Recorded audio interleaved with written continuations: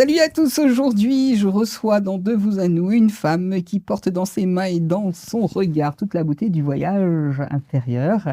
Elle s'appelle Emmanuelle Sounjata. Mine de rien, sachez qu'elle a un très beau sourire. Elle est styliste martiniquaise spécialisée dans le boudiroire et le marie-tête des arts qui parle du corps et de l'identité. Après 15 mois passés à Tokyo avec le collectif d'artistes Anna Nijen. Merci.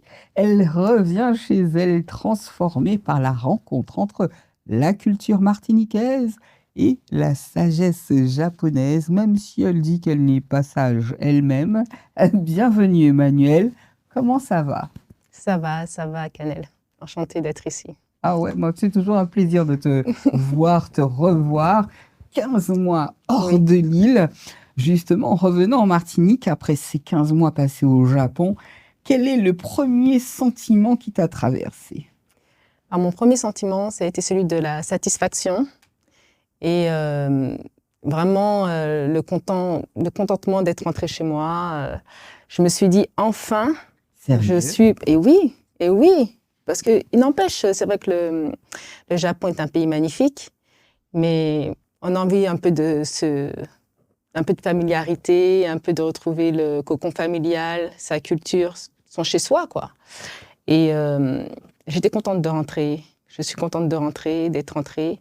Et je me suis dit, waouh, déjà tu l'as fait. Et je me suis même souhaité bienvenue à la maison. Et qu'est-ce que tu as retrouvé en rentrant que tu ne retrouvais pas là-bas? Eh bien, la chaleur. Voilà. Oui, c'est vrai que j'ai été bien accueillie par les Japonais. J'ai passé des merveilleux moments avec les Japonais. J'ai des souvenirs qui se resteront gravés dans mon esprit. D'ailleurs, nous avons gardé de très bonnes relations et qui vont donner suite à d'autres projets.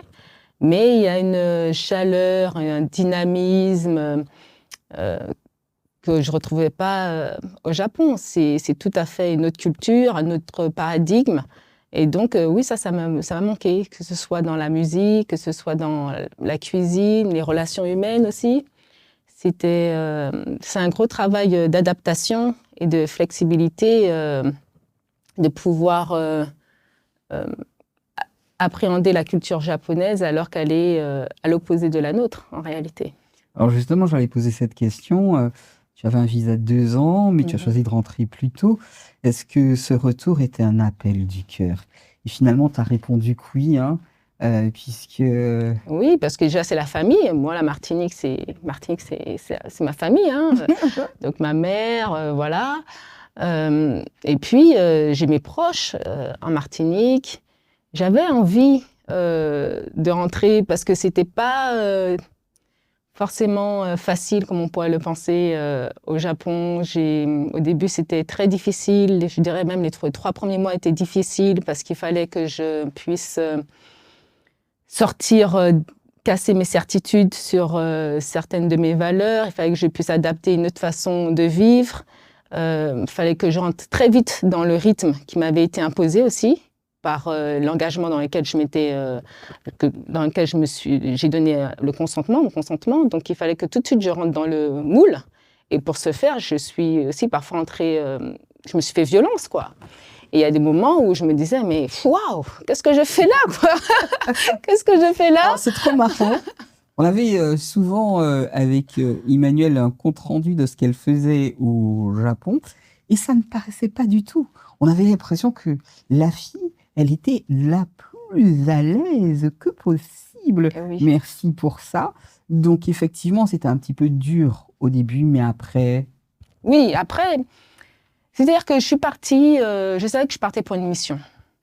Donc, voilà, j'étais déjà prête à l'idée que ce ne soit pas facile. Et j'étais prête aussi à fournir les efforts nécessaires pour que ça aille vite et bien, et surtout pour représenter la Martinique sous son meilleur jour. Donc, très vite, je me suis dit, bon, effectivement, mais c'est pas facile. Il y a la langue, la culture en général, la manière d'appréhender les gens, tout ça. Bon, on va aller progressivement. Enfin, ça m'a appris à être patiente avec moi-même, à être indulgente avec moi-même, et puis à aller à mon rythme. La chose que je savais, c'est que ce projet-là incluait que, d'une part, effectivement, il y avait l'aspect artistique qui imposait que je travaille sur différents médiums au travers différents thèmes, mais il y avait aussi apprendre la langue au travers des cours qui étaient entièrement japonais. Donc moi, c'est une langue que je n'avais jamais réellement entendue, même si j'étais allée en 2019 au Japon, mais j'ai fait 10 jours, j'étais encadrée. Bon, je côtoyais effectivement les Japonais, mais ce que les Japonais me disaient, on me le traduisait en français. Donc, j'étais dans un petit cocon. Mais là, j'étais propulsée dans le pays. Je suis arrivée à l'aéroport. J'avais que les informations qui m'avaient été transmises par Internet, donc l'adresse du lieu où je logeais. Oui. Voilà, le lieu où j'allais prendre les cours aussi de langue. Et puis les différentes dates pour les rendez-vous, les réunions de travail, etc. Et donc déjà, le premier pas, c'est rentrer à la maison. C'est-à-dire trouver mon logement, mon adresse. Honnêtement, j'étais tellement fatiguée après 13 heures de vol que bon, j'ai pris un taxi et je me suis facilité les choses. Et le lendemain, je savais que fallait en cours, fallait faire les documents administratifs. Donc aller à la mairie, essayer de se débrouiller avec l'anglais, sachant que les Japonais, effectivement, il y en a qui parlent anglais, mais c'est pas la langue, ils sont pas anglophones, quoi. D'accord. Voilà, c'est une langue avec laquelle, effectivement, ils peuvent parler dans les lieux publics, mais dans une mairie, aucun agent ne peut parler anglais. Ils vont faire appel à un traducteur, donc c'est-à-dire ils ont une tablette. Là, ils font appel à un Japonais qui est quelque part dans le monde, là, ou un étranger qui parle anglais et qui va... vous allez interagir avec lui, et donc au travers la tablette. Voilà. Et parfois, par rapport aux horaires, cette personne-là n'est pas disponible et il faut qu'on puisse se faire comprendre. Parce que moi, j'ai un document administratif à remplir, à récupérer. Faut que, bon. Donc, je suis rentrée j'étais vraiment dans le quotidien des Japonais. J'étais vraiment en immersion. La mairie, la poste, faire les courses. Je suis vraiment rentrée dans la vie d'un Tokyoïte parce que j'étais à Tokyo. Et c'est vrai que le premier choc, ce n'était pas forcément, c'était pas la solitude, même la distance qu'il peut y avoir entre la Martinique et le Japon, mais c'était plutôt l'isolement parce que j'avais pas encore les codes. Et donc, le temps que je me familiarise, que je comprenne les codes du pays, parce que les Japonais aussi ne vous prennent pas par la main, ne vous expliquent pas non plus les codes, c'est à vous d'être observateur, suffisamment aussi intuitif pour comprendre que, par exemple, cette façon de faire, ça se fait pas. Voilà. Que là, c'est comme ça qu'il faut se ranger pour la file d'attente. Voilà. Donc, il fallait que je comprenne vite les codes et que j'apprenne relativement vite aussi l'alphabet, parce qu'il y a 3 types d'alphabet au Japon. Et il fallait que je comprenne assez rapidement l'alphabet pour comprendre mon environnement, pouvoir le décrypter et pouvoir aussi communiquer. Voilà. Donc, j'ai dû faire tout ce travail-là, tout en gardant un espace pour l'aspect artistique. Donc, c'était compliqué. Ouais, au départ, c'était compliqué. Tu t'es débrouillée comme une bonne.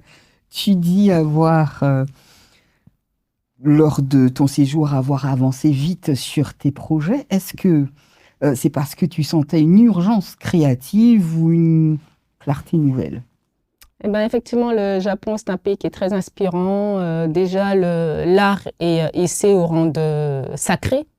La plupart des personnes qui enseignent l'art sont appelées des sensei, c'est-à-dire professeurs. Et d'ailleurs, s'ils ont fait appel à moi, c'est parce qu'ils savent que je suis une experte dans mon domaine. Et effectivement, à ce niveau-là, on voit qu'ils respectent les codes. Il y a un certain prestige autour des disciplines artistiques. Et tout est art, en fait, au Japon. Voilà. C'est un pays qui met à l'honneur le beau non pas forcément dans l'esthétique, mais dans la mesure, dans l'équilibre des choses.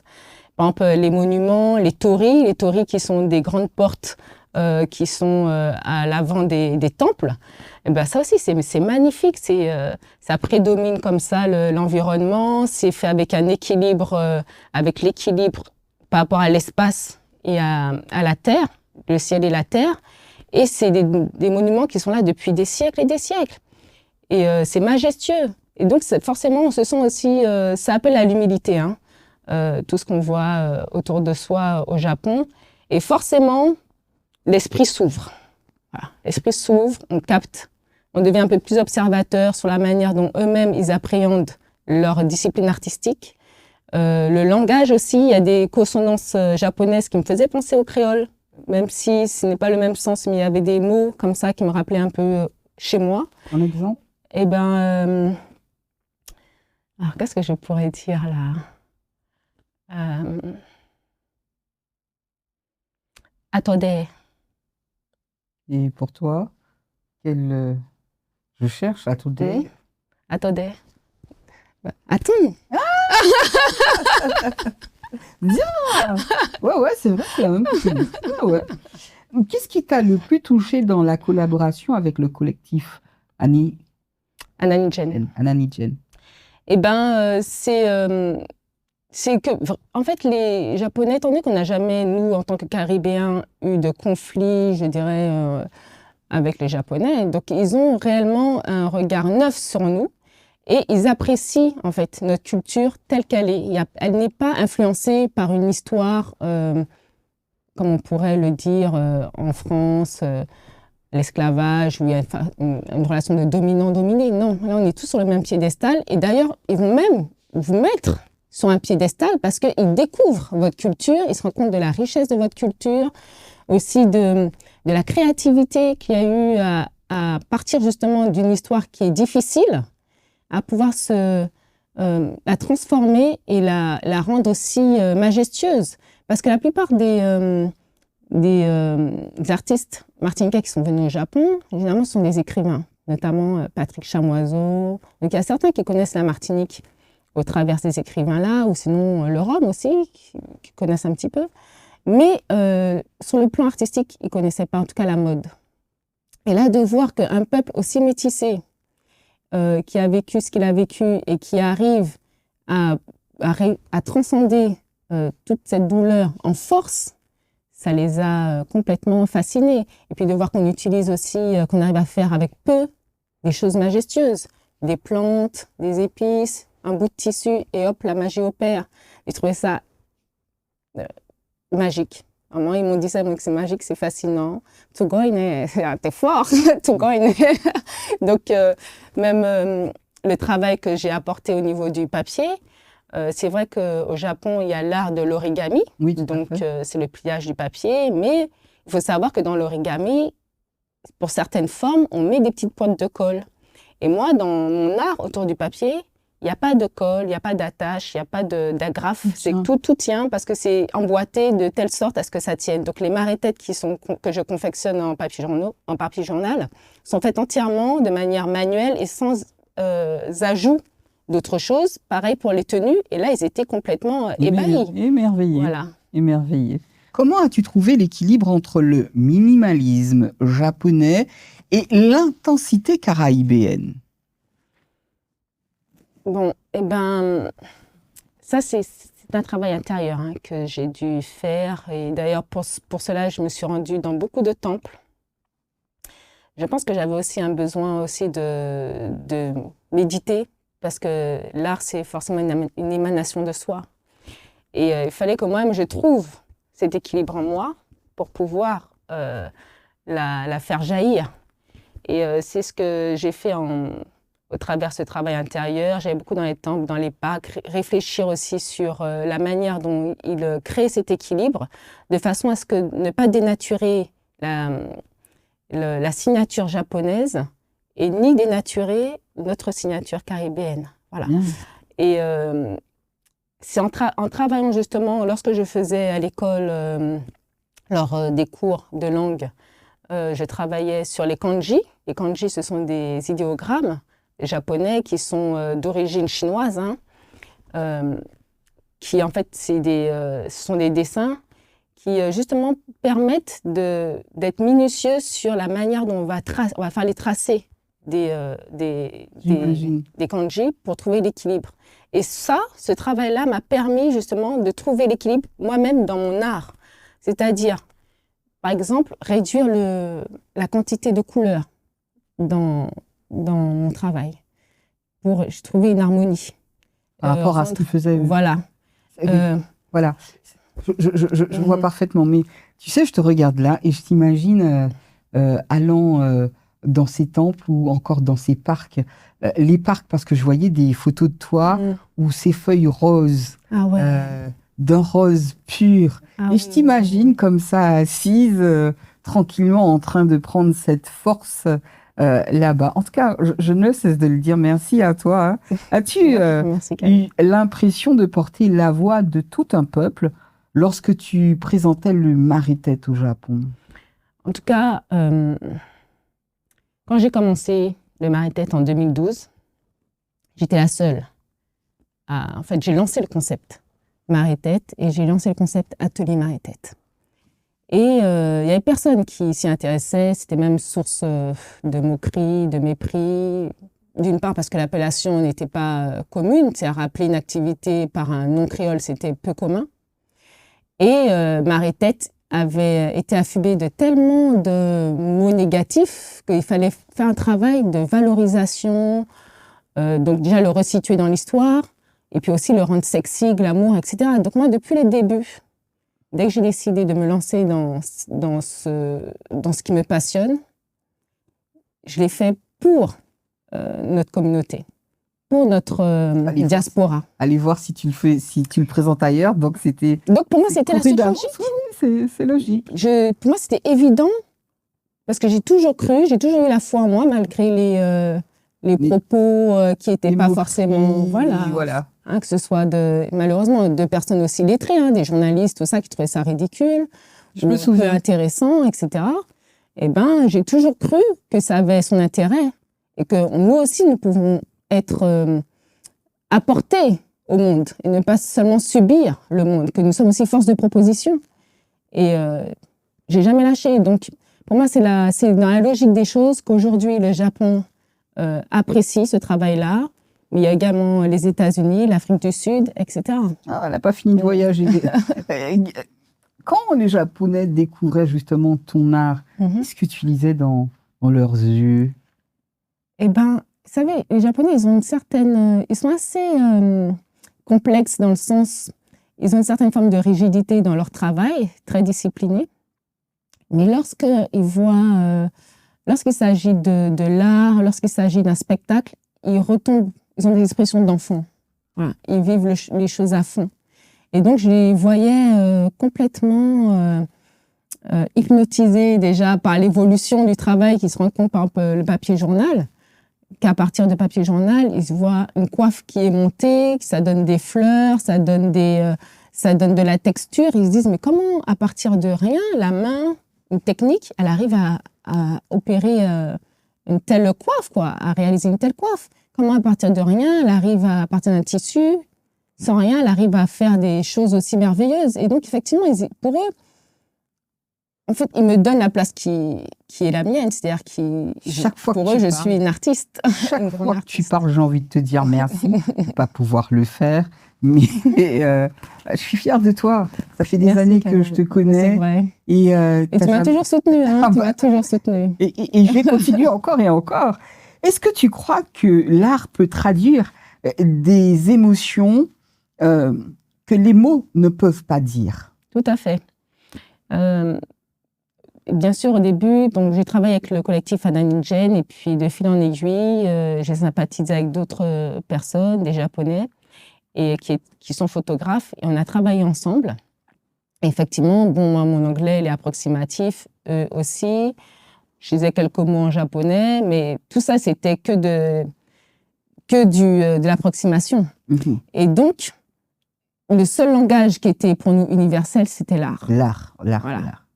Et donc, ça nous a unis, ça a fait le pont entre nos cultures, le pont entre les générations et le pont entre nos expériences humaines. Alors, je te l'ai dit, hein, je t'ai imaginé dans ces jardins japonais avec ces fleurs roses qui retombaient.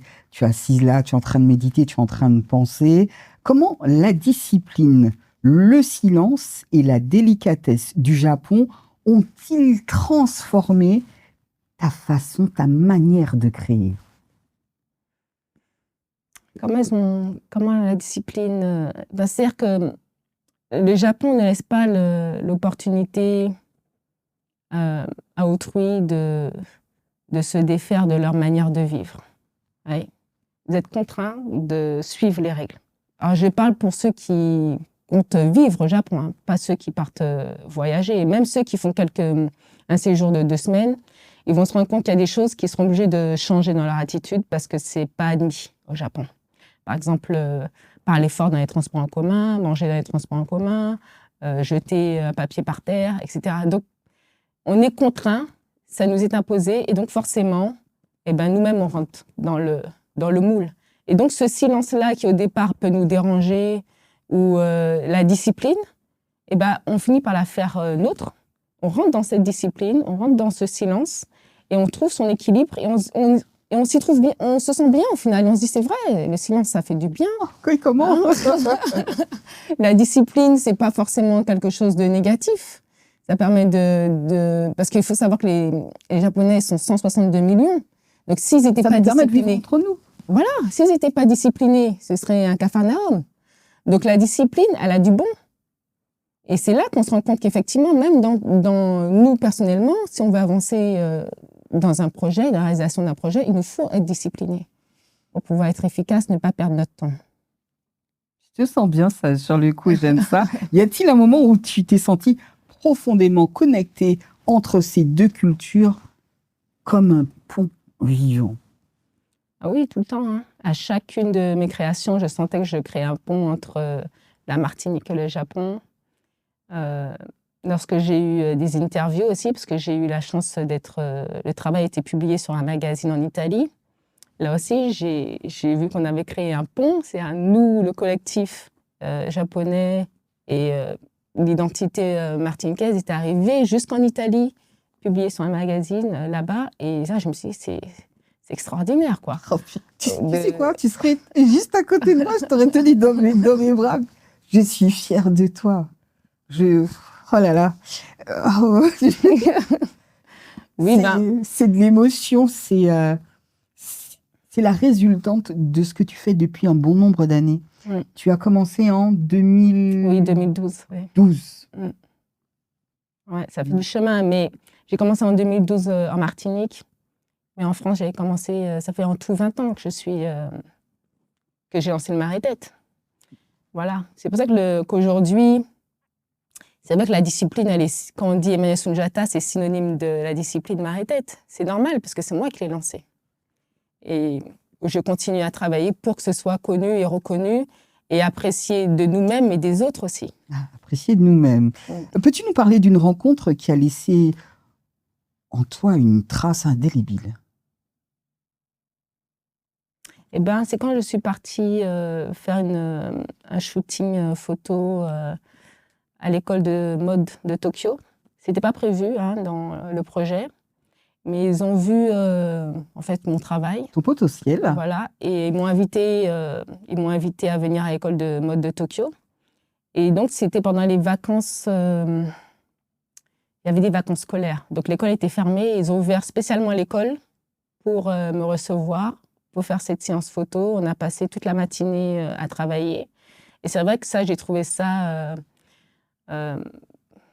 exceptionnel parce que je me suis dit, ils m'ont ouvert les portes d'une école qui est de renommée. Et donc, c'est dire que mon travail est de qualité et que réellement, ils voient que nous avons, nous, Caribéens, des choses à proposer, quoi. Ils sentent que nous sommes aussi une culture d'excellence. Ça, c'est sûr.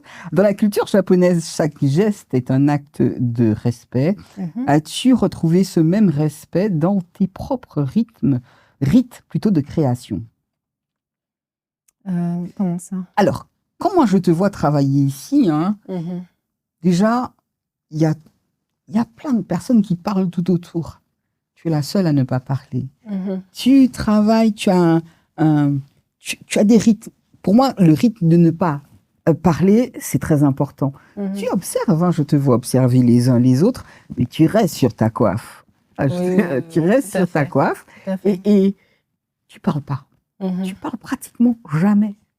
Et c'est vrai que quand je vois le Japon, de ce que tu en dis, et toi, c'est vraiment toi, quoi. J'ai répondu à ta place, d'une certaine... Oui, c'est vrai, je suis un peu... tu es introvertie, voilà. je suis un peu introvertie. Ouais, tu es concentré sur ce que tu fais. Déjà, tu le fais avec beaucoup d'amour. Après, on voit le résultat. D'ailleurs, on a des images pour ça. C'est normal d'être... moi, je vois ça de manière logique parce que pour que je puisse faire un marée-tête qui soit vraiment qui soit dans la continuité en fait, de la personnalité du modèle, il faut que je puisse être en connexion. Il faut que je capte en fait sa sensibilité, il faut que je capte aussi les couleurs qui la mettront en valeur. Et puis, il faut que ce soit un prolongement d'elle-même. Donc, je suis vraiment en connexion avec le modèle. Alors, en connexion avec le modèle, je t'ai vu travailler sur donc, des modèles japonais. C'est vrai on pourrait dire que c'est des modèles caribéens. Tu faisais ressortir ça. Tu vois, le modèle japonais devenait un modèle caraïbéen. Oui. Et ces modèles, bon, tu dis qu'il y avait la barrière de la langue, mais ressentez ça comment? Mais c'est l'art, voilà, exactement. Et à un moment donné, j'ai travaillé sur un shooting avec une femme, une japonaise, une femme âgée, elle doit avoir 60 ans, chose comme ça. Et donc, je lui ai fait le marée-tête, etc. Il y avait toute l'équipe, je lui ai fait le body wrap, donc l'art de nouer le tissu autour du corps. Et il y a un moment donné, la maquilleuse qui est japonaise me dit « Emmanuelle, j'ai des frissons ». Mais elle ne me dit pas ça en français. Elle me montre son bras et puis elle me dit « Regarde, j'ai la chair de poule ». Regarde, j'ai la chair de poule. Et elle me dit « Mais ça me fait vibrer ce qu'on est en train de vivre ». Parce qu'il y avait une connexion entre toute l'équipe et ça dépasse le langage usuel qu'on a. C'est l'art uni. L'art crée des ponts et après ça, on a travaillé ensemble. Et c'est comme si on se connaît sans avoir pris le temps de discuter ensemble. Alors, si ton art était une voix, qu'aurait-elle dit au peuple japonais? Qu'est-ce qu'on aurait pu dire au peuple japonais?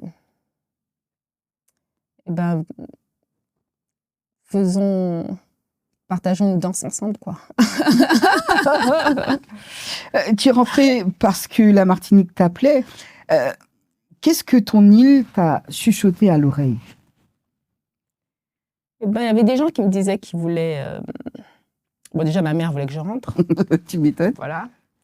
Mais il y avait des gens aussi qui voulaient faire des ateliers marée-tête, apprendre les techniques du marée-tête, qui voulaient aussi mettre en valeur, porter le marée-tête pour le mettre en valeur au travers des séances photos, des défilés. En fait, de manière générale, ce que le pays me chuchotait, c'était « Bon, t'es un enfant du pays quand même. Donc, à un moment donné, il faut rentrer chez toi, il faut rentrer à la maison. » Mon voyage au Japon m'a fait comprendre que chez moi, c'est moi, puisque c'est seulement en étant bien à l'intérieur de moi-même que j'ai pu transmettre tout ça, partager tout cela avec les Japonais. Mais la maison, c'est en Martinique. Et à un moment donné, j'ai senti qu'il faut rentrer à la maison. Voilà, parce que c'est une mission et que ce n'est pas pour autant que je suis partie au Japon que j'oublie d'où je viens.